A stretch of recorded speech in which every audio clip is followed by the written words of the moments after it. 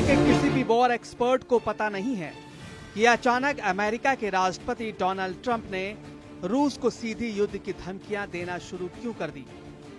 क्या राष्ट्रपति पुतिन राष्ट्रपति ट्रंप के जंगी ट्रैप में फंस चुके हैं या फिर ट्रंप यूरोप में अमेरिका के खिलाफ शुरू हुई बगावत से घबरा गए हैं। क्या अमेरिका को एहसास हो गया है कि क्या रूस यूक्रेन के साथ साथ यूरोप और नेटो के कम से कम 6 देशों पर हमला करना चाहता है। हम आपको दिखाने जा रहे हैं जो ट्रंप 300 घंटे पहले पुतिन की जमकर तारीफें कर रहे थे और जेलेंस्की पर बुरी तरह भड़क रहे थे। वो ट्रंप अब कह रहे हैं कि पुतिन के रूस ने पिछले 12 घंटों में इतने भयानक हमले यूक्रेन पर किए हैं जिन्हें जरा भी अनदेखी नहीं किया जा सकता। हम आपको दिखाने जा रहे हैं क्यों दुनिया के एक युद्ध विशेषज्ञ ने कहा है कि पुतिन ने ट्रंप को यूक्रेन युद्ध में बुरी तरह फंसा दिया है और अब यूरोप का सर्वनाश तय है। रूस के खिलाफ राष्ट्रपति ट्रंप ने अचानक पलटी क्यों मारी, जरा इसे भी समझ लीजिए। 24 फरवरी 2025 को जिस वक्त जेलेंस्की और ट्रंप एक दूसरे पर भड़क रहे थे, उस वक्त रूस ने ट्रंप की जमकर तारीफ की थी। उसके बाद ट्रंप ने जैसे ही यूक्रेन को हथियार देना बंद कर दिया, रूस ने यूक्रेन के कम से कम 10 शहरों और 3 प्रांतों पर जमीनी और हवाई हमले शुरू कर दिए। रूसी सेना के घातक हमलों ने यूक्रेन की चीखें निकाल दी। रूस के कम से कम 80 से ज्यादा फाइटर जेट, 12 बॉम्बर्स ने यूक्रेन के पावर स्टेशन, गैस प्लांट, हथियार डिपो को तबाह कर दिया। मरते यूक्रेन की हालत देखकर पूरा यूरोप यूक्रेन के साथ खड़ा हो गया।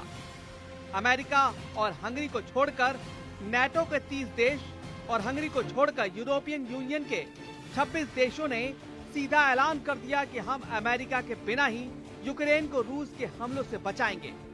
अचानक ही सुपर पावर अमेरिका यूरोपीय देशों की बगावत से सख्ते में आ गया। फ्रांस के राष्ट्रपति मैक्रो ने तो साफ कह दिया है कि वो अमेरिका के बिना ही पूरे यूरोप में फ्रांस के परमाणु हथियार तैनात कर देंगे। फ्रांस के इस ऐलान से अमेरिका बैकफुट पर आ गया है। उसे लग रहा था कि यूरोपीय देश अमेरिका के बिना रूस के खिलाफ एकजुट नहीं हो पाएंगे। वहीं दूसरी तरफ पोलैंड के प्रधानमंत्री डोनाल्ड टस्क अमेरिका को औकात दिखाते हुए कहा कि यूरोप के देश अपने दम पर रूस को जंग हरा देंगे और यूक्रेन को युद्ध किसी भी कीमत पर हारने नहीं देंगे। जबकि ब्रिटेन के प्रधानमंत्री कीर स्टारमर ने अमेरिका पर भड़कते हुए कहा था कि हम अमेरिका के बिना भी यूक्रेन का जंग में साथ देंगे। इसके अलावा लंदन में हुई यूरोपीय यूनियन की मीटिंग में परमाणु तैयारियों के ऐलान से ट्रंप सख्ते में आ गए।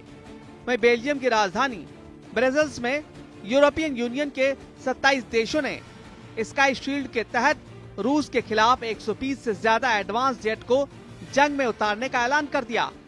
महज 300 घंटे के अंदर ही ट्रंप को एहसास हो गया कि अगर अमेरिका की मदद के बिना रूस के खिलाफ पूरा यूरोप हमला करने लगा तो अमेरिका की ताकत दुनिया के सामने कुछ नहीं रह जाएगी। इसलिए अब ट्रंप गिरगिट की तरह रंग बदलते हुए पुतिन को धमकी दी है कि अगर रूस ने जल्दी यूक्रेन के साथ युद्ध विराम नहीं किया तो फिर अमेरिका रूस पर जबरदस्त पलटवार करेगा।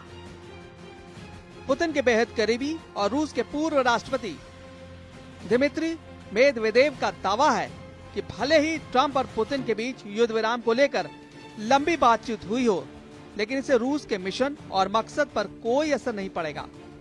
सख्त तेवरों के साथ पुतिन के करीबी दिमित्री मेदवेदेव ने जो ताजा दावे और बयान दिए हैं, उसने राष्ट्रपति ट्रंप को साफ संदेश दे दिया है कि रूस झुकने वाला नहीं है, न ही यूक्रेन की कब्जा की गई जमीन को रूस छोड़ने वाला है।